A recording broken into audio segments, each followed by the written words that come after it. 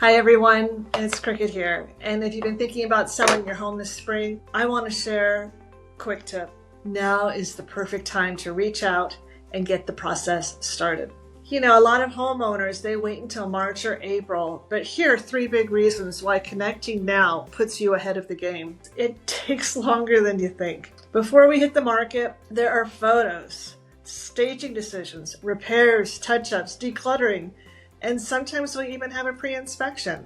So starting now gives you the time to make thoughtful improvements without rushing, and those upgrades can directly increase your sale price.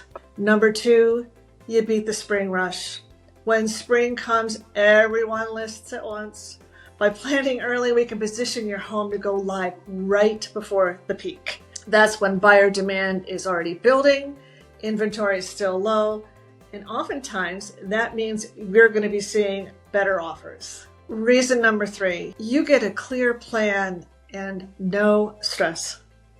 By reaching out early, we can map your own timeline, connect you with vendors, review market trends, and make sure everything is ready. So instead of, scrambling in the spring, you'll be calm, prepared, and confident. The work is already done. So if a spring move is on your mind, now is the best time to start the conversation.